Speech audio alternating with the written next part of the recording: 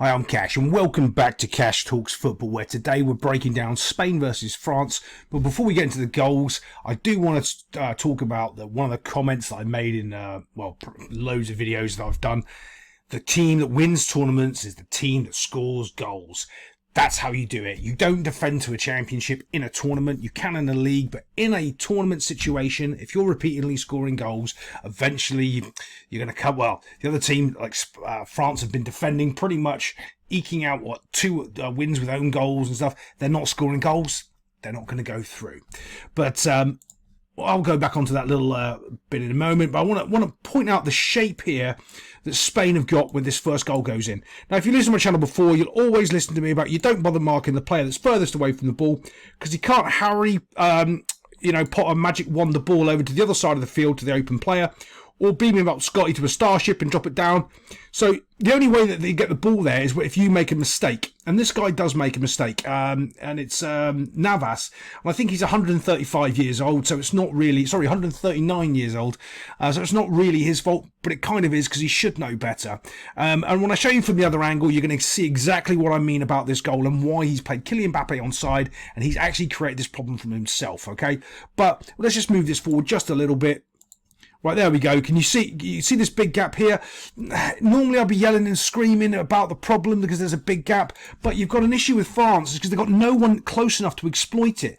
This guy's made a run this way, so he can't be making a spin run in behind. There's no one anywhere near this area in the forward area to be a threat. So even though they've got a gap here, no midfielders are close enough to make a run. They're all behind the ball. No one is putting any sort of pressure on this back four. I'm just going to click a bit to the other angle so you can see what I mean with the breakdown of this goal. Right, so I had an idiot on TV saying, oh, he has to go back because of Kylian Mbappe's pace. No, he doesn't. That's an idiot commentator or ex-professional player not understanding anything about football and not understanding all this guy has to do is be up here and he's offside. He doesn't understand that. He thinks for some reason he has to worry about his pace. Well, doesn't have to worry about his pace if he's offside, and that's the problem here. This guy isn't a natural right back. He's been playing right wing all of his career, and that's the mistake. Along with, he's actually facing the wrong way. So let me get rid of some of these lines and show you a little bit better. Look, you can see his back and he's facing over there, right? If you're in a situation like this, you actually want to be kind of like that. That's the way you need to be facing, not like that, facing that way. So when the ball's played, Bosch, he can't really see where Kylian Mbappe is. So he doesn't know that he can step up offside because his complete and utter body shape is wrong. And even then when he does receive the ball, because his body shape is wrong, he can't really get close enough to challenge him or do anything. He has the pace to defend against him, but he doesn't know what to do. Well, sorry, he's already behind the ball because his starting position is so wrong. So let's just move this forward and watch this. Bosch, there we go. And look, you can see he's dropping back even further now. And the reason he's dropped back that extra step is because he's realised he's made a mistake.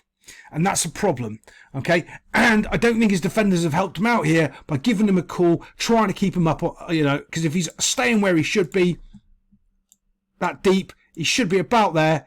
He's offside. There's no problem. Bump. And he's offside. And that's why what I'm talking about is you don't need to mark these players so wide out here because it's so difficult to get a good pass out to them. It's so hard to get it done. But if you make a simple mistake of dropping a little bit too far deep, you're in all sorts of trouble. And that's what happens here. Bosch, let's move this forward. There it goes.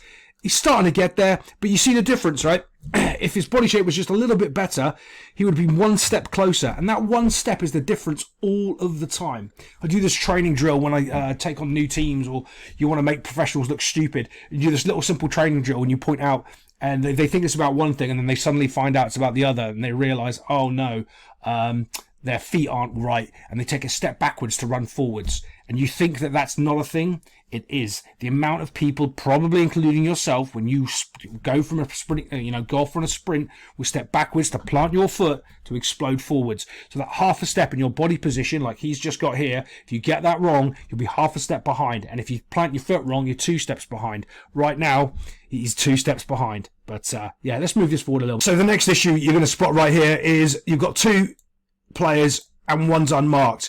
Everyone here, and this is one of those other problems where you see the player on the ball and you react thinking he's going to do a thing. So they think he's going to cut into this space and shoot because that's what Mbappe does, right?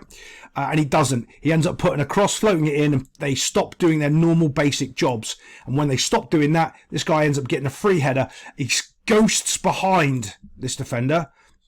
Cucurella stays still. It doesn't go with him. So he can't mark what's behind him when he marks what's in front of him. He's got to trust his left back to be doing his job behind him there, because that's the left back's job, doing what's behind this player here, right? He needs to cover what's in front. He needs to cover what's in front. And yeah, they're kind of out of shape. Wholeheartedly agree. But Cucurella needs to identify that and get back goal side and make a challenge, and he doesn't. So when this comes up over Dosh, they have a little touch. So when this ball's coming up and over here, you can see, look, no one is close enough to make a challenge. Or challenging is kind of those funny words when you're defending in the box. It's really just jumping with the guy. If he just jumps with him, he can maybe put him off. But he's not close enough to jump with him, and then, boom, he ends up getting his goal put into the net box. We are going to watch that Wonder Kiddies goal, but there's another thing when I'm talking about body shape, planting your foot, moving your well, it's not body shape. I can't think of the word now. It's body. It's not mass. It's not fatness. Yeah, I'll just show you. It'll be easier. If any of you watch my videos on England slagging them off for not doing anything different, what I mean by that is every ball into them, they pass it backwards or here. They don't do. Anyone receives it on the half turn or tries to make a turn. This is what helps create this goal. It's when he receives the ball here, he breaks this line. Okay, because he's not trying to go backwards to anyone. He's trying to turn and he go into this space here. Right, and he does it perfectly. Watch this. Bosch, as it comes in, Bosch. Now that player's behind him. Can't tackle him. It's going to make a foul. It's going to be a problem. And all of a sudden, panic station set in. That's how easy it is as a midfielder if you've got the player. Look, he's between two midfielders. Two midfielders technically marking him. And the reason that he's able to do that is because his body shape is just right. So he's receiving it on the foot. It's on the far side of the defender. The defender's behind him. So he's receiving it on his right foot and he's spinning in. And also the weight of the pass is good enough and he can actually do that. If the weight of the pass is a little bit too weak, he can't actually use the momentum of the ball to spin away and go off, and he is. And now he can just connect here with his little mate and make something happen. He ends up putting a bad pass in, bouncing off, ricocheting, but to this little magician here. Now look at his body shape. Do you see how he stood with all of his weight on 2 feet? So when he goes, he has to accelerate. Okay, and same here. I think it's Rabiot that he beats. Look at how wide his gate is here. So he's not really in a position where he can tackle, right? Neither of them are. They're all stood. His body weight is all wrong. So when that comes in, Bosch, watch. Do you see his body weight's gone again? Because he was in a standing position and he's trying to explode to the one way. As he's gone that way, this little kid, he's gone, mate, you don't know what you're doing. I'm just going to go the other way. And he's made such an effort to run that side. He's exploded instead of slowly waiting to see what the kiddie's going to do. It might have been because Rabiot was slagging him off on the old Twitter beforehand, saying, oh, you've got to do something before you can talk.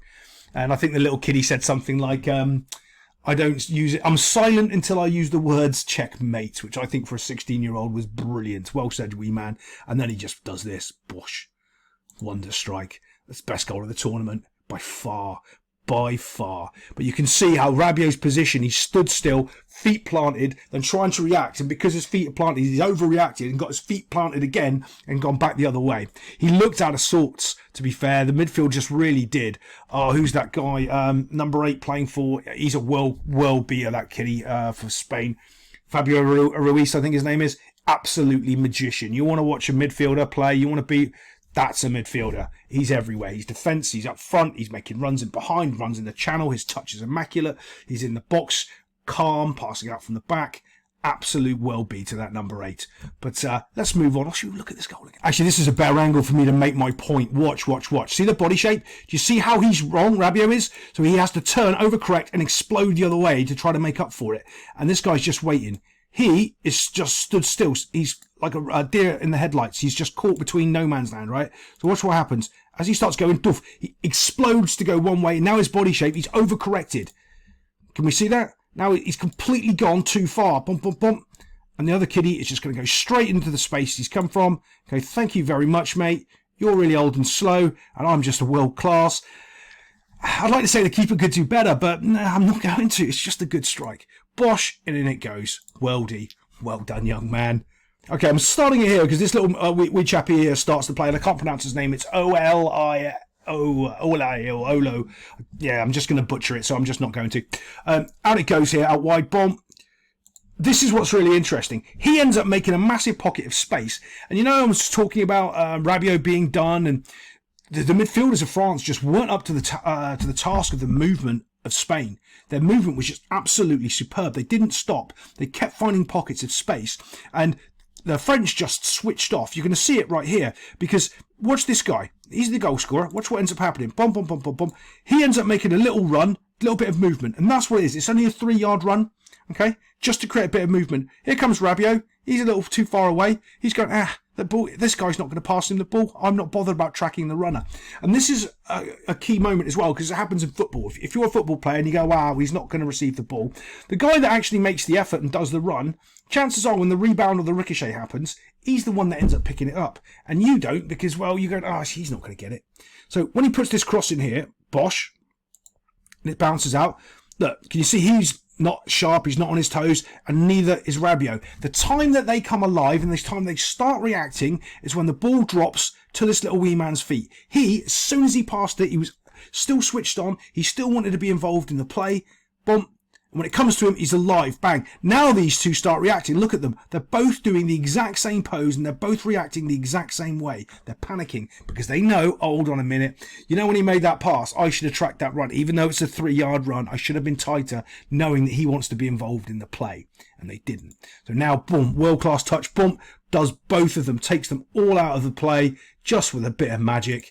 And then smashes it into the net box. Overall, Spain are brilliant. I'm going to try to find this little... I don't think I can find it, but I want to show you this Mbappe clip as well. Because one of the main things that... Well, the main thing. One of the million things that footballers or the idiots on TV say is like, oh, he didn't get his knee over the ball. Oh, he's got underneath the ball. From a coach, when I hear that, I just hear that person knows nothing about football. Okay? And what they're saying is, oh, he's got a nosebleed. Oh, he's got a nosebleed. Yeah, but how did he get the nosebleed? That's all they're doing. So... every person can say, oh, we didn't get his knee over the ball. Oh, he's got underneath it. Oh, the guy got punched in the face. Yeah, but why did he get punched in the face? Why has he made the mistake? What's happened?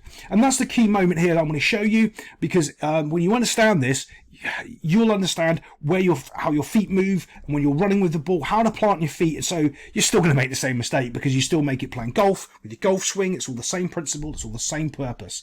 But when I show you this is why Mbappe's missed it. So here he is, full run. You're putting your mortgage on him. You're going, yeah, he's cutting inside. He's smacking it into the bottom corner, and you know it. Watch his feet in relation to the ball. And the most important foot, people don't really talk about this because they don't really understand, is the standing foot. It's the same thing when if you play golf and people will say, stop trying to hit the ball hard. Let your swing do the work. It's the same in football. If your mechanics are right, but it's not 100% the same, because the power from the leg does matter, the explosion does matter. But if your mechanics are wrong and the standing foot is wrong, everything is going to go wrong. And that's why he's launched the ball. That's why your knee gets over the ball, because you know what, your standing foot is too close to the ball, so your knee's going to be, if you always over it. Your standing foot is important. It's so hard. Actually, I need to do a whole video on it and actually do it so you can watch me do it. It's so simple when you see it. You're going to, oh my God, it's so obvious. Why don't people say this? You know why? Because people just don't know. So watch when he gets underneath this. It's because his standing foot, oh, you can't quite see it, is too close to the ball. So the only option he's got when that leg comes through swinging is to get underneath it. His foot needs to be a little bit further back, because the ball... Imagine there's the ball. His foot is almost in front of the ball. So when his leg comes through, he can only get underneath it. He can only scoop the ball. Let's see if I can get it from the other angle and spot it. Okay, it took me a load of time to stop it, but you can see clearly what I'm talking about. The ball here, boom, boom, boom, boom, boom, boom, is behind where his standing foot is. So when he goes and strikes through, he's only going to be able to sky the ball. Can you see that? Because his standing foot is too far in front of the ball. Right? This is one of those things when running with the ball. This is why people make this mistake. He should have either planted his standing foot a little bit sooner, so it was behind the ball, or let the ball run a little bit quicker, or not bring his leg down so fast, because if the ball runs a little bit further, he's going to hit it true, and he's not going to scuff it and get underneath it. Can you see that though? Can you see that the ball's behind? It's probably almost level with his heel.